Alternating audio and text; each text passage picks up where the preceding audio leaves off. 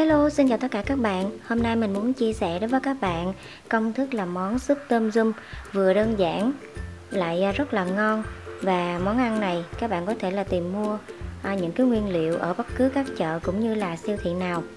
Và để làm được món súp tôm yum thật là ngon cũng như là đúng vị thì các bạn cần chuẩn bị cho mình các nguyên liệu bao gồm: đầu tiên thì mình ở đây mình có là tôm á các bạn.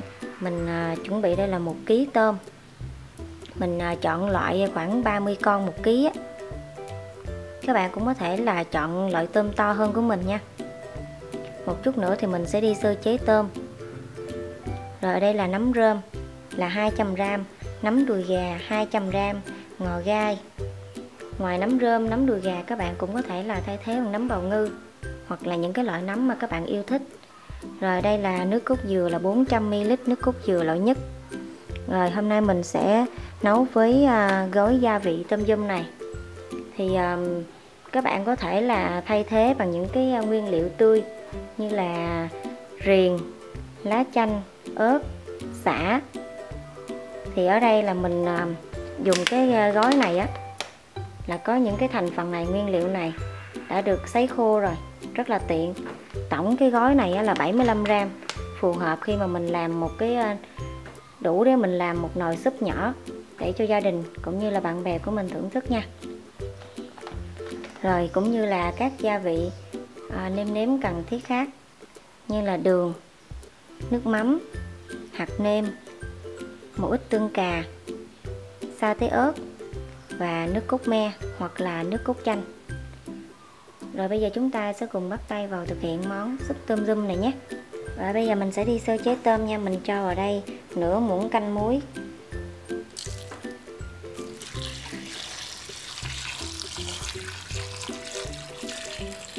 Rồi tôm sau khi mình đã rửa qua với hỗn hợp nước muối, bây giờ mình sẽ đi loại bỏ chỉ đen của tôm. Các bạn sẽ dùng một cái xiên tre như thế này hoặc là một cái tăm. Đây, chỉ đen này các bạn.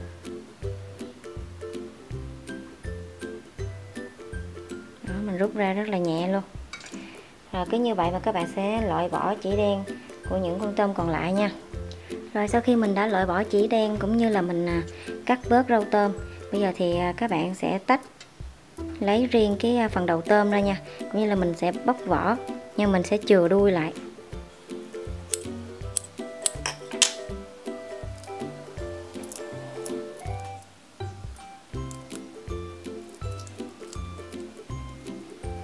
Vỏ tôm các bạn cũng để lại luôn nha, cũng như là đầu tôm. Một chút nữa mình sẽ xào để lấy cái nước ngọt. Rồi tôm sau khi đã bóc vỏ chừa đuôi thì các bạn sẽ dùng dao nhỏ nè, các bạn sẽ xẻ một đường trên sống lưng tôm. Kiểm tra nếu thấy vẫn còn chỉ đen thì các bạn loại bỏ luôn nha. Rồi tôm sau khi các bạn đã sơ chế xong rồi, bây giờ thì các bạn sẽ nêm vào đây nửa muỗng canh hạt nêm. Rồi bây giờ các bạn sẽ trộn đều và các bạn sẽ ướp tôm ở đây ha. Trong thời gian mình ướp tôm thì bây giờ mình sẽ đi nấu nước dùng. Rồi các bạn sẽ cho vào nồi khoảng 1 muỗng canh dầu ăn. Các bạn sẽ cho hết vỏ tôm và đầu tôm và mình xào nha.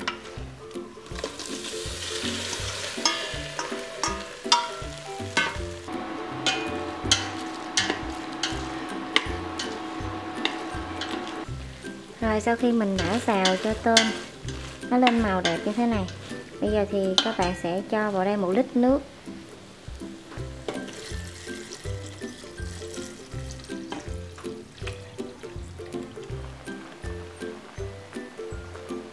Rồi nấu được 8 phút rồi, bây giờ thì các bạn sẽ vớt ra.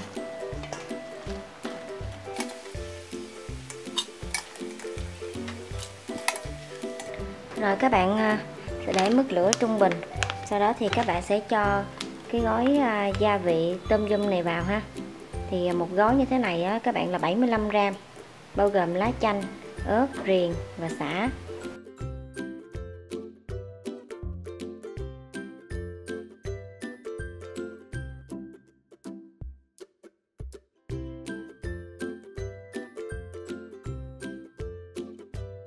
Rồi ở đây là trong cái gói gia vị tôm yum này các bạn thì có ớt khô nè, ớt hiểm khô ha.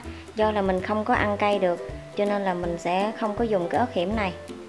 Mình sẽ dùng ớt sừng nha, để thay thế. Trường hợp mà các bạn ăn cay được thì các bạn dùng luôn cái ớt hiểm khô này nha. Rồi các bạn sẽ cho thêm vào đây là 500ml nước lọc nữa nha. Từ đầu đến giờ là 1,5 lít nha các bạn. Rồi các bạn để mức lửa lớn vừa và mình sẽ nấu trong khoảng thời gian là 15 phút. Rồi lúc này các bạn cũng sẽ cắt nhanh nấm để mình cho vào mình nấu luôn nha.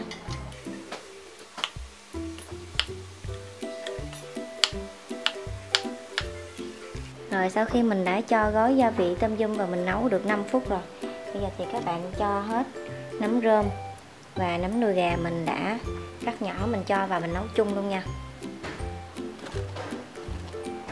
Rồi sau khi cho nấm vào mình nấu thêm 10 phút nữa. Bây giờ mình cho vào đây 2 muỗng canh đường. Rồi các bạn để mức lửa lớn vừa nha. 1 muỗng canh sốt cà chua.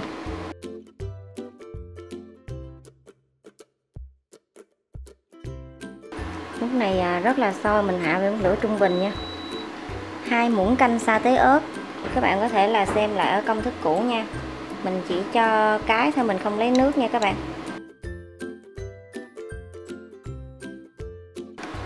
Rồi lúc này nấm cũng đã chín rồi. Thì bây giờ các bạn sẽ cho nước mắm vào nha. Mình sẽ cho vào đây 2 muỗng canh nước mắm. Về gia vị nêm nếm các bạn có thể là nêm nếm sao cho phù hợp với khẩu vị gia đình các bạn là được. Lúc này mình cho tôm vào.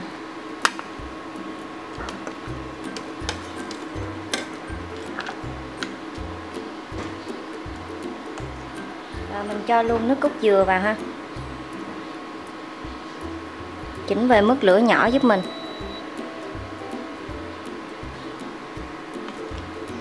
Rồi lượng nước như thế này là vừa đó các bạn. Hôm nay mình nấu súp tôm nha. Bây giờ mình sẽ chờ cho súp tôm của mình hơi sôi lăn tăn lên là mình sẽ tắt bếp nha. Rồi sau khi mình đã nêm nếm xong thì mình thử lại, mình thấy là súp tôm của mình đã có cái vị béo thơm của nước cốt dừa, cũng như là tất cả những cái gia vị của gói tôm dung rất là thơm. Tuy nhiên thì mình thích ăn cái hậu nó ngọt hơn một chút, vì vậy cho nên là mình sẽ cho thêm vào đây là 1 muỗng canh đường nữa. Thì tùy theo sở thích của các bạn nha. Với mình thì mình ăn theo kiểu người miền Nam á các bạn, cho nên là mình thích cái hậu nó ngọt nên mình sẽ cho thêm đường. Rồi tiếp theo mình cho vào đây 1/3 muỗng canh muối. Các bạn cũng có thể là thay thế bằng hạt nêm nha. Rồi nhận thấy súp của mình đã vừa sôi trở lại. Sau khi mình đã cho nước cốt dừa cũng như là nêm nếm hết gia vị rồi, mình thấy nó vừa sôi bùng như thế này là các bạn sẽ tắt bếp liền nha. Mình sẽ không nấu quá lâu. Sau khi đã tắt bếp thì các bạn mới cho gia vị chua vào, tức là nước cốt chanh hoặc là nước cốt me. Ở đây là mình dùng là 100g nước cốt me.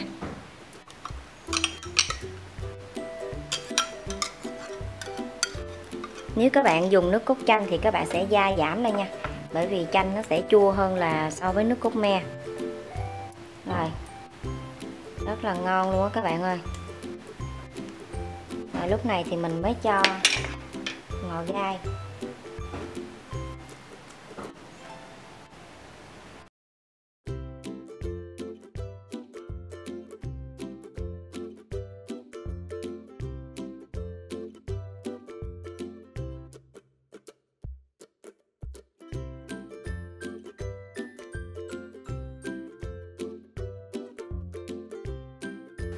Rồi như vậy là chúng ta đã hoàn thành xong món súp tôm dung đó các bạn.